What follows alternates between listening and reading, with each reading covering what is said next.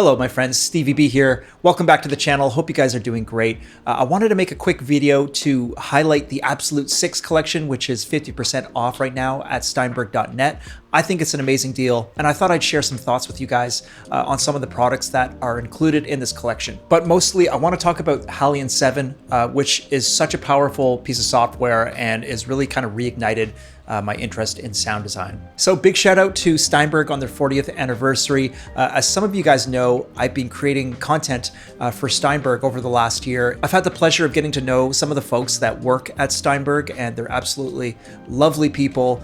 And what I think is super cool about Steinberg as a company is that they really care about their community. Just as an example, I tuned into one of the weekly live streams that they do on their YouTube channel hosted by Greg Ondo. And this dude knows everything about Cubase. Like, he's there answering every single question in the live stream chat, no matter how complicated. And these live streams are like several hours long. I think it's so cool that they do that. So needless to say, I'm really humbled to be a part of the Cubase universe online. And by the way, I just finished a 4-part series on creating synthwave with Cubase. I think part 2 of that went live last week on the channel. Go check that out. I'll link it up above. And guys, I gotta be honest with you. At this point, the truth is I've completely abandoned Logic. 15 years as a Logic user, and it's over.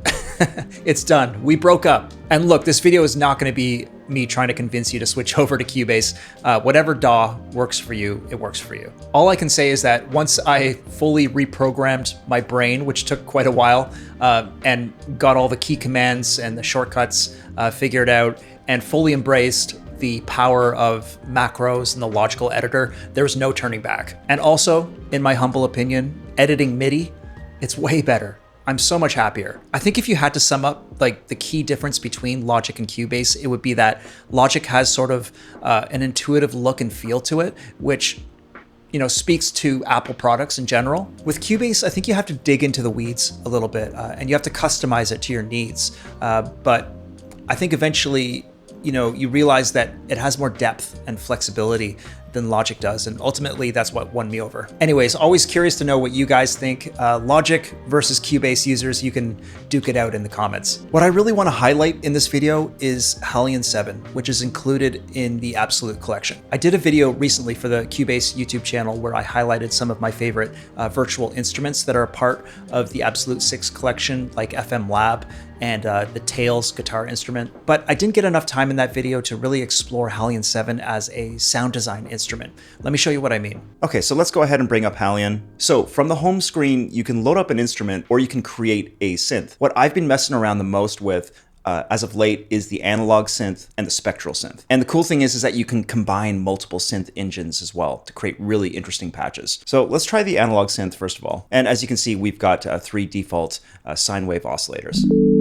So let's just build a patch. Let's have fun. I'm going to solo oscillator 1. Let's turn on multi-mode. We'll add a few voices. Let's bring up the detune amount just a bit. Okay, cool. Maybe we'll throw a bit of noise in the mix. Taking a look at oscillator 2 here. Let's change this to a saw. I'll detune it just slightly. Again, adding some voices, messing with the detune. Gonna make a few adjustments with the envelope, and coming over to the amplifier section, I'm gonna alternate the pan. If we push this all the way, it sounds like this. So just bouncing each note back and forth. Let's reduce that. Okay, cutting off a bit more attack. Coming to the voice control, we can add more voices of unison here and detune. And cool thing about HALion here is we can use the chord pads. Let's try loading up one of these presets. These are really useful for someone like me who's not really a keys player.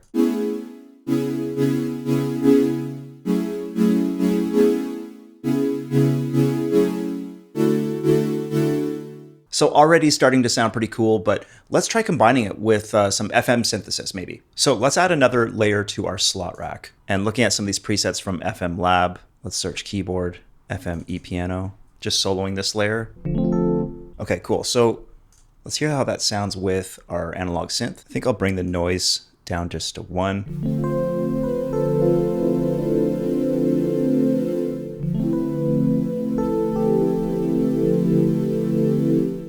Maybe we bring in oscillator 3 here and just turn it up an octave.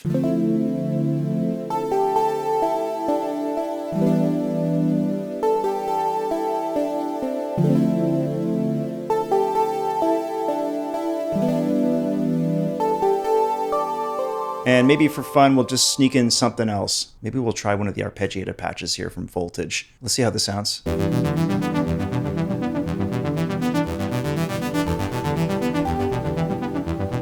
Oh, that's super cool. Maybe I'll just throw in a simple kick pattern.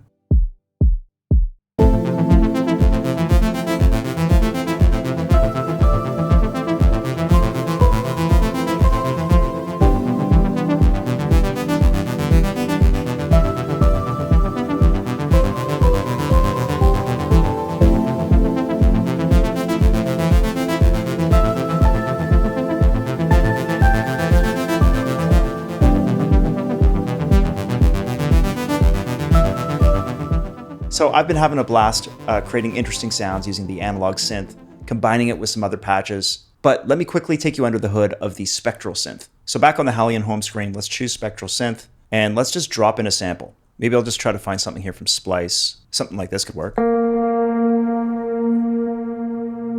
Kind of atmospheric and ambient, that sounds cool. Let's drag that in. Okay, I'll drop the sample in. And cool thing about the Spectral Synth here is it really preserves the quality of the sample as it pitches it across the key range. It immediately sounds so much better than just dragging it into a normal sampler. Even if we lower the speed, it still sounds great.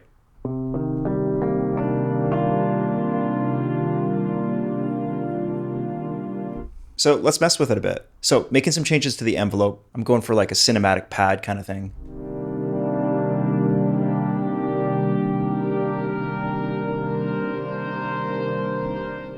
Perfect. Let's come to the multi-page, turn on stack mode, and we can add in duplicate octaves, which sounds really cool.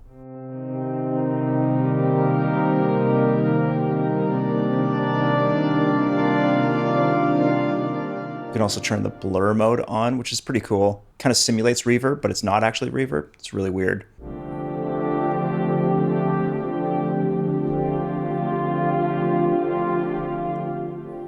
There's also an LFO section, which we can assign to all these different parameters. Like let's just choose volume 1 as an example.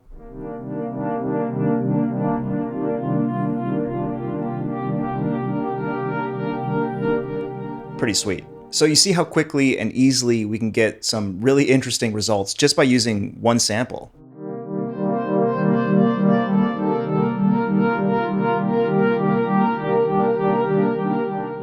And this is really just scratching the surface with HALion 7. There's so much more I could say about it. It would make for an incredibly long video. And honestly, I still have so much to learn, but I've been having a lot of fun just messing around with it. So HALion 7 is included in the Absolute 6 collection. The FM Lab and the Tails guitar instrument are probably two of the highlights for Absolute 6. And like I mentioned earlier, I did a quick review of both of those for the Cubase channel, if you want to check that out, as well as Backbone, another really cool sound design instrument. And there's so much I honestly haven't even tried yet, like Amped Electra. I've just started to take a look at some of these Pad Shop expansion packs, like Polarities here. I recently just discovered Granular Guitars, which is an oldie. I think it's almost 10 years old. But I was so blown away by that expansion pack alone that I think I might make a totally separate video to cover it. And this collection includes Voltage, which we took a very brief look at, but also a lot of cinematic stuff. We got the Studio Strings, Symphonic Orchestra, Dark Planet, World Instruments, and I'm really glad they threw in this Olympus Choir Micro.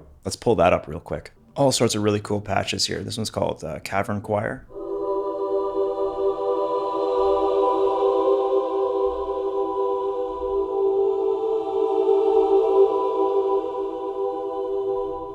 So there is a lot of content included in the Absolute 6 collection. I think it's awesome. In this video, I mostly wanted to highlight HALion 7, but the Absolute 6 collection comes with over 130 gigabytes of content. And yeah, I think at 50% off, that's a sweet deal. All right, I'll leave it there, guys. Thanks so much for joining me, and I'll put the link for the Absolute 6 collection in the description of this video. Go check it out if you want to learn more about that. In the meantime, for those of you who are interested in learning about how to license your music, this is how I make a full-time living as a composer, and I have a course for you that is absolutely completely free.